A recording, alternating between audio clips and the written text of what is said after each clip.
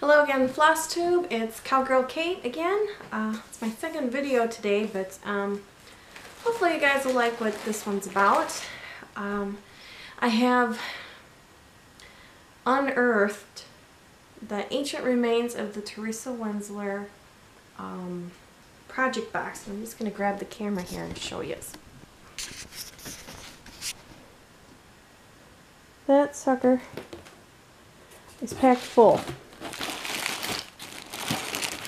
And down here is all the charts, the books. I think I collected everyone I could possibly get. And this was back when I was bobbining everything. So we're talking early 2000s.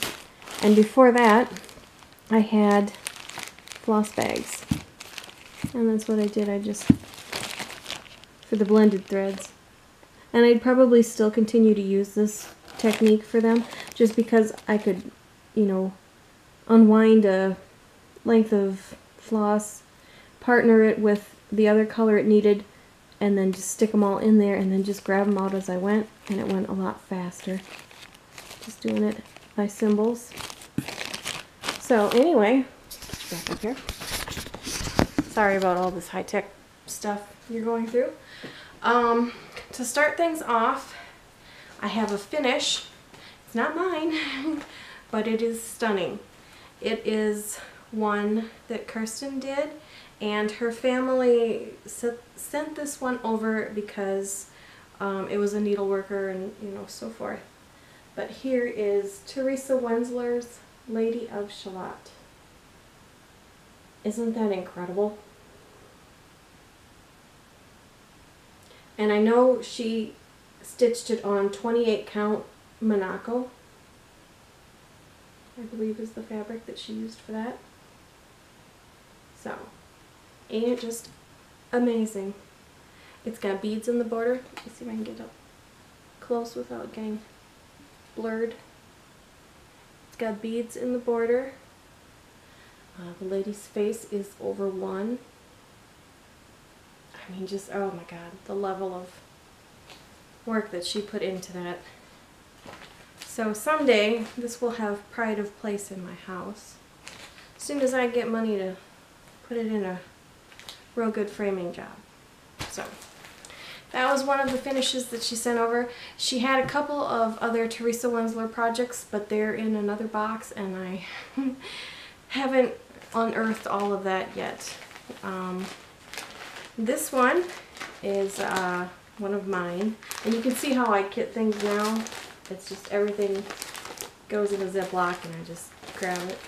But this was my Celestial Dragon. I've since retired him because one of the UFOs that came over from Kirsten's family is Celestial Dragon, and he's well over half finished, and I'd rather have Kirsten's than mine, so this one is pretty much a UFO, but I just don't know what to do with him. This one is English Garden Sampler, and you can see in here, this is kind of how I kept track for easy reference. I just got computer business cards and kind of rigged it up on the computer and then just wrote in the information with a pen. Just kind of keep things, organized a bit. This is good. This one looks kind of funny, especially after seeing Kirsten's, but this was how far I got on mine. And we actually started them at the same time and worked on stitch-alongs as, we were able to find time, but obviously she's a lot faster than I could ever hope to be. So she got hers finished very quickly. This one and this one. This is a storyteller. It's I guess the stitching is down there. It's a UFO because I didn't like how some of the colors looked on the grayish blue Monaco, so instead I got a beige, and I think it's Lugana, or maybe it is Monaco. I like the Monaco for the Teresa Wentzlers just because it's the weave of it is the threads are thicker, in that fabric, so it's just, it can take a lot more, I want to say abuse from all the blended threads and, you know, so forth. And still be able to hide it, because that was kind of my thing. I wanted to be able to hide the thread, and Monaco is a good fabric for, because it's so dense that it's hard to see the tails behind it. So that's kind of why I stuck to Monaco. This one is the Enchanter, and that's all I got done with him. Because keep in mind, when I got into the Teresa Wentzler craze, was probably, I think my oldest son was probably in the first year of his life. So yeah, it's always crazy when you got a little one around, but that's how it should be.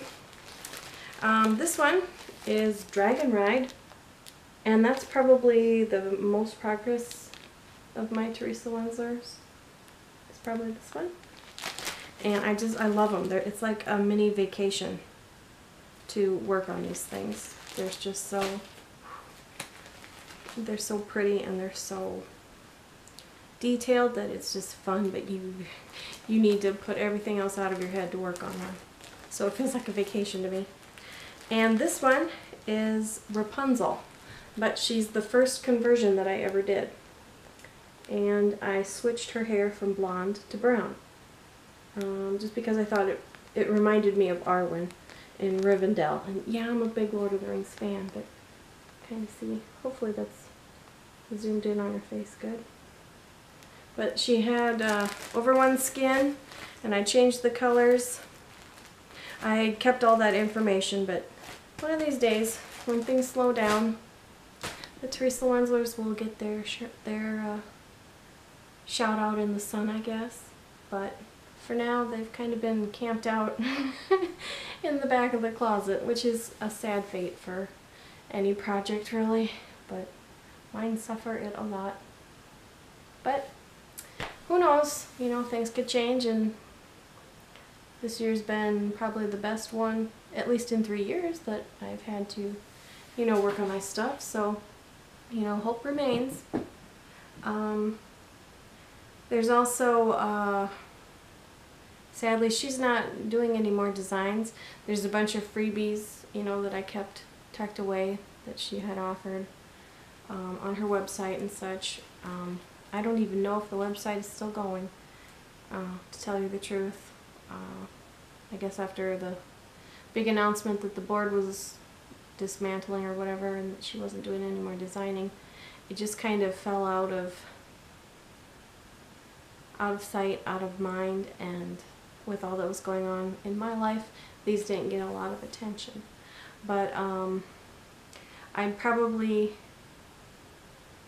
keep this out now toward the front of the closet, just kind of if you're tripping on it, you're more likely to, you know, pick it up and deal with it. At least, you know, that's kind of how it is for me.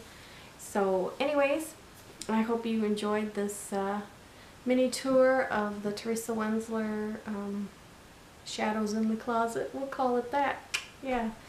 I want to thank you all for watching. Hope to see you all again on your channel soon. Take care. Bye.